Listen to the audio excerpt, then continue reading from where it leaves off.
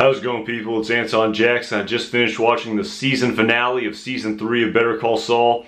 Wow, it's a pretty intense episode. To say it was pretty dark and deep and dramatic might be a bit of an understatement, but I can't wait to break this one down. Let's do this.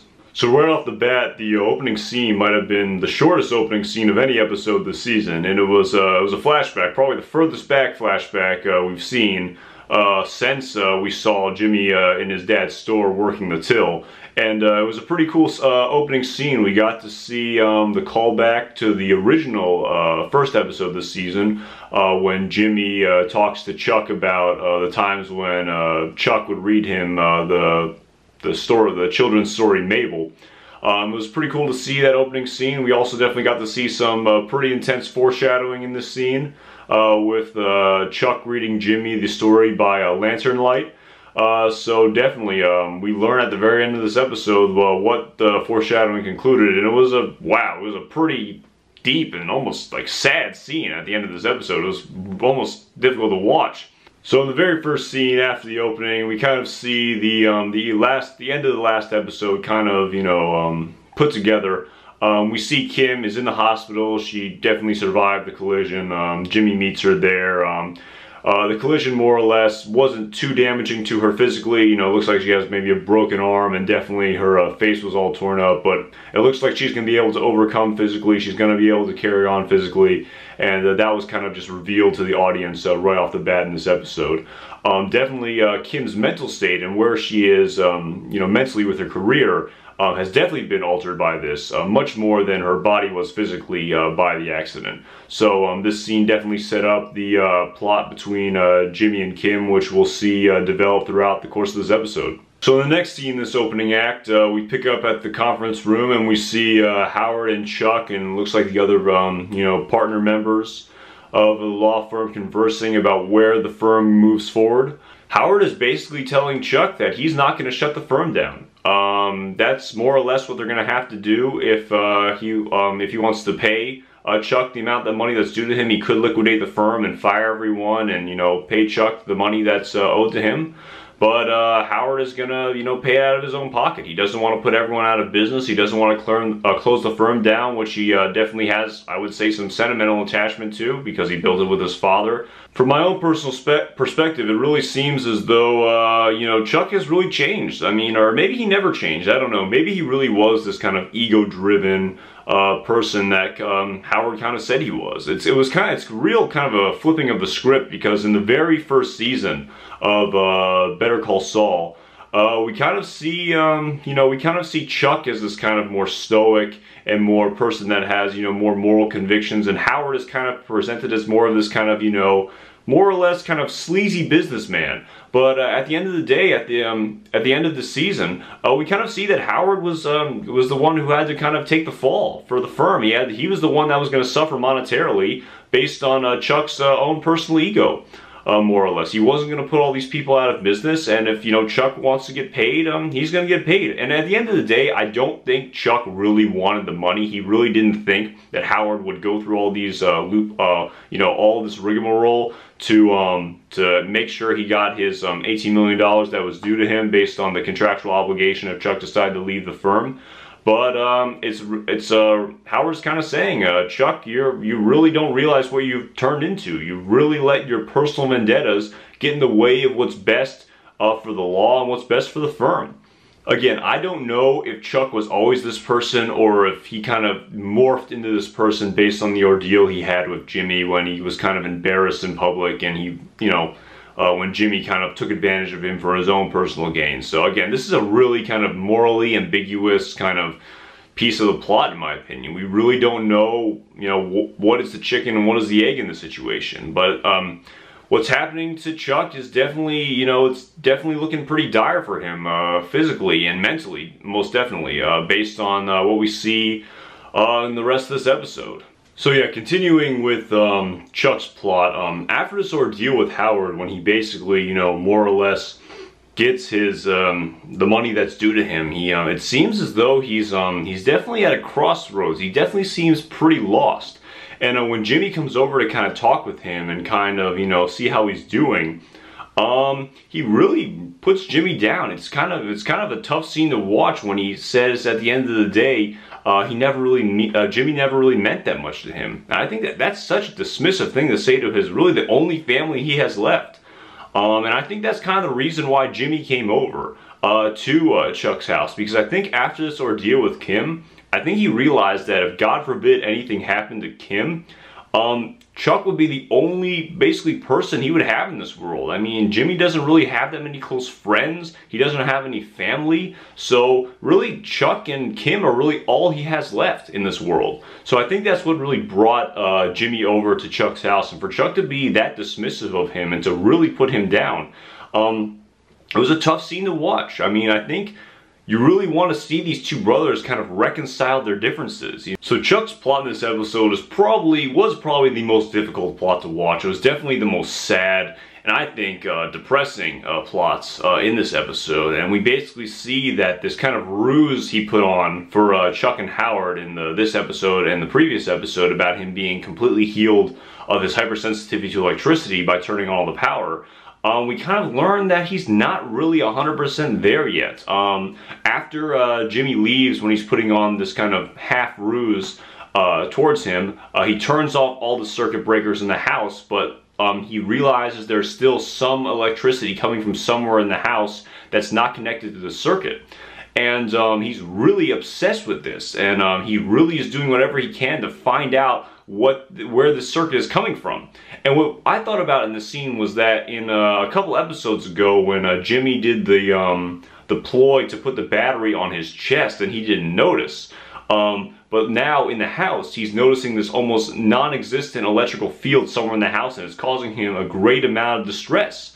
So I thought that was a really interesting scene, and it kind of really highlighted the questionable mental state of Chuck in this episode. Chuck basically got a $18 million kind of settlement, more or less. He has $18 million due to him, but he's completely depressed. He really has no rhyme or reason in this world. He has no direction, nothing to really get himself up in the morning. He's become obsessed with finding this small electrical field somewhere in his house. And this kind of reminded me of Breaking Bad when Jesse got his $5 million from Walter, but he really had no direction. He was so depressed he was throwing the money outside of his car window.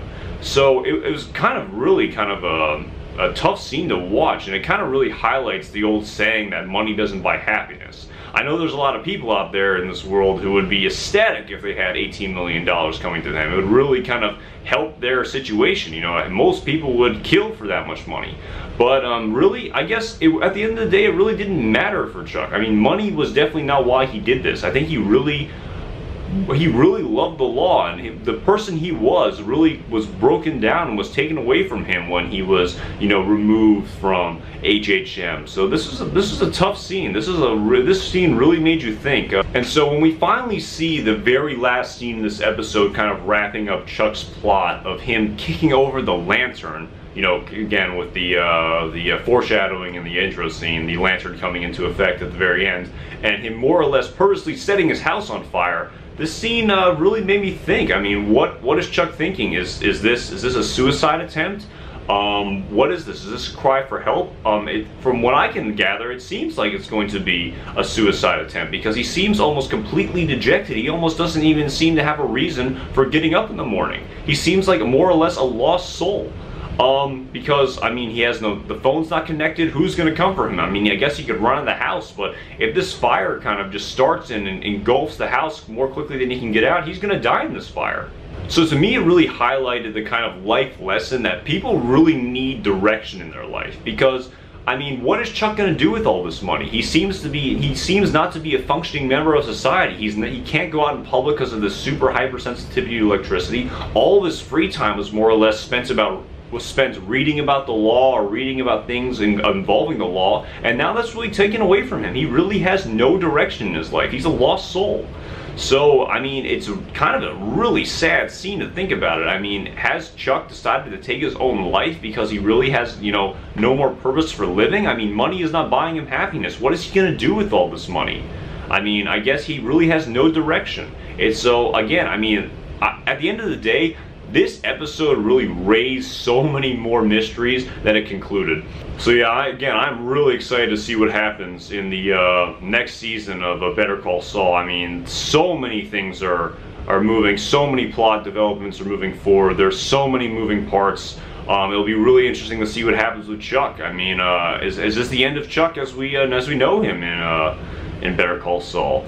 So it'll be interesting to see what the writers do. I feel like they might have written themselves into a corner a bit, as the saying goes, because I mean the house is on fire. I mean, I guess Chuck could have a certain change of heart and decide to run out of the house at the last minute. But again, it'll be interesting to see what happens with Chuck next season. So in addition to Chuck's plot, another main plot has been Jimmy's ordeal with the Sandpiper Crossing class action lawsuit settlement. His plan seems to go completely according to plan, but the one hair in the soup is the collateral damage that this has caused to Mrs. Landry. And while, again, these people, the residents of Sandpiper seem to have their money coming towards them, Mrs. Landry's life has been completely altered. Irene's life, she seems pretty miserable. She has been alienated against all of her friends, and she seems pretty unhappy. And I feel like Jimmy is, he's pretty upset about this. He's really trying to right the wrongs of what he did.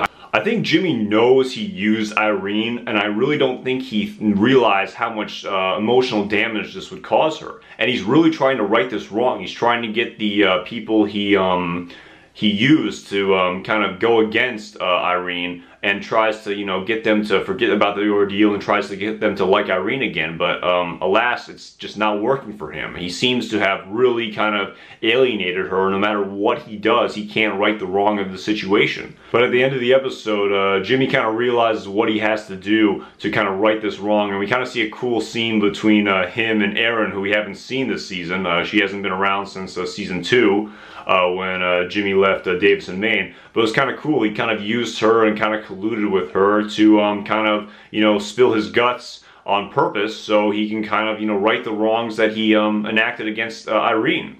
And what I really thought was interesting about the scene is that I think this scene kind of displayed to us, I think the point of this scene was that the writers were trying to tell us that Jimmy hasn't made that complete leap to Saul Goodman yet. In my opinion, Saul Goodman wouldn't have cared about Irene at all. I mean, he would have used her and then just kind of forgotten about her and definitely, said, well, good riddance, I don't care, I got what I needed, I'm not going to worry about this. But I think, Jimmy still has, somewhat of a heart in this situation. He really feels terrible about what he did to Irene. He's trying to fix it.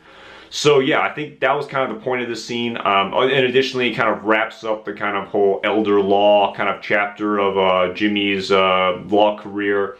We know moving forward, when Jimmy turns into Saul Goodman, he doesn't really focus on elder law specifically. So I thought this was actually really good writing. I mean, I really think it was kind of really well done by the writers, kind of, displaying to us that Jimmy hasn't made that full leap forward yet.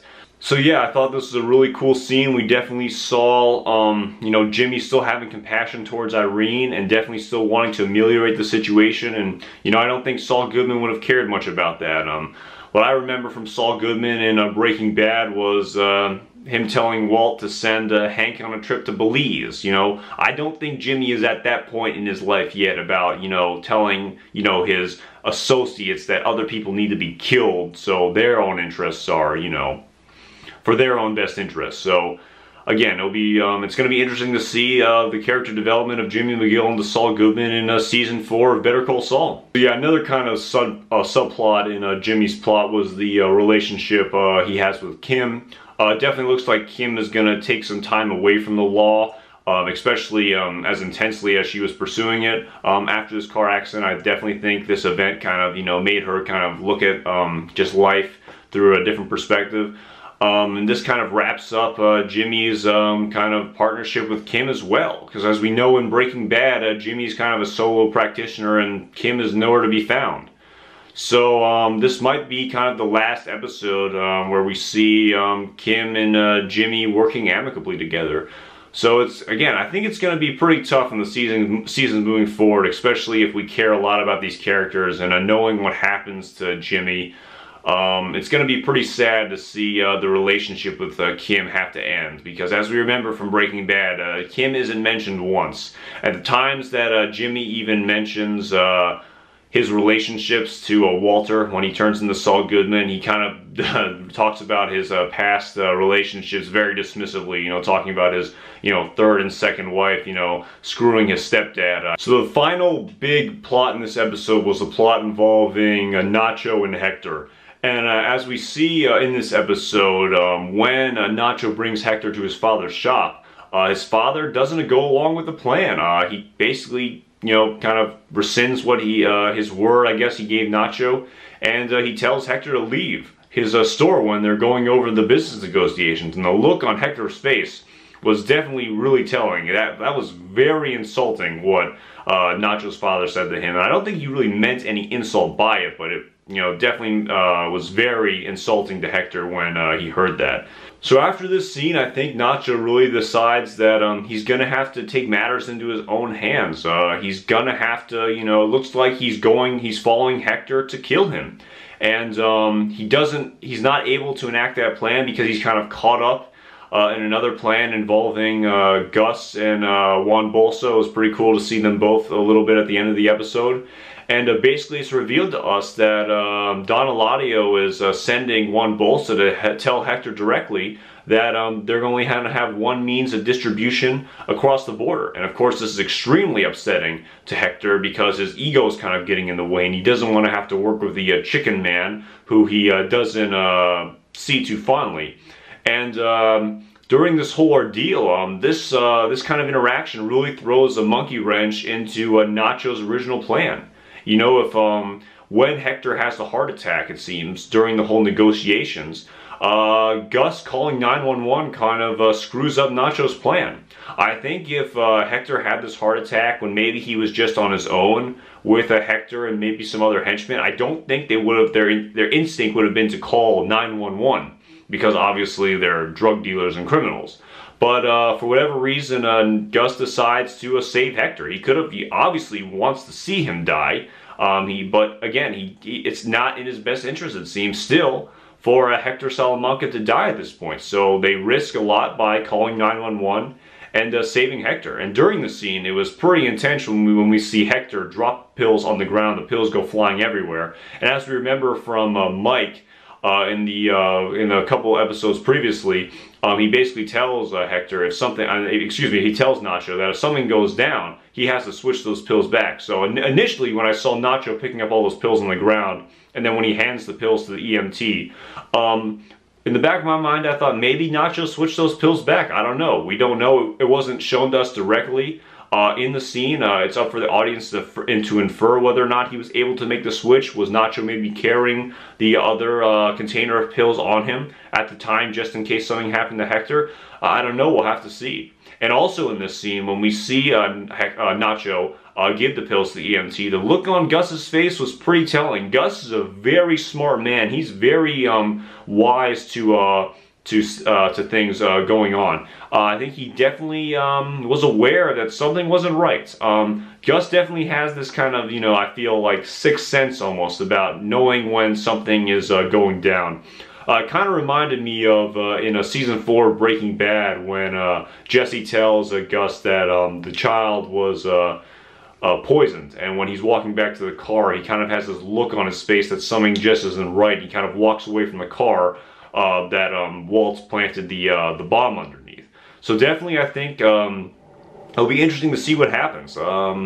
As we know from the very first time we see Saul Goodman in Breaking Bad, one of the first things he alters to Walt and Jesse was, no, it wasn't me, it was Ignacio. So again, I think Saul is definitely going to get caught up in that plan as Jimmy McGill. Maybe he'll run into Nacho again. I don't think he's seen Nacho since season 1 of Better Call Saul, when he kind of saves him from the whole ketamine ordeal. So I really think this plot is going to come full circle moving forward. I really don't know how many seasons of Better Call Saul they're going to have after this. I really feel like they could do several more. I mean, there's definitely a lot of plots to wrap up and a lot of mysteries to be solved in the next season of Better Call Saul. But again, I think we could definitely see more of Saul Goodman in the future, in the black and white shots of him working in Omaha at the Cinnabon. So I really think the possibilities are really, more or less endless to see what happens moving forward in Better Call Saul. Alright guys, my name's Anton Jackson. Thanks for watching these reviews this season. I really had a lot of fun doing this. This is pretty awesome. I'm really looking forward to the next season of Better Call Saul, and I'm definitely planning on reviewing season 4. Thanks again for watching. My name's Anton Jackson. I'll see you guys around.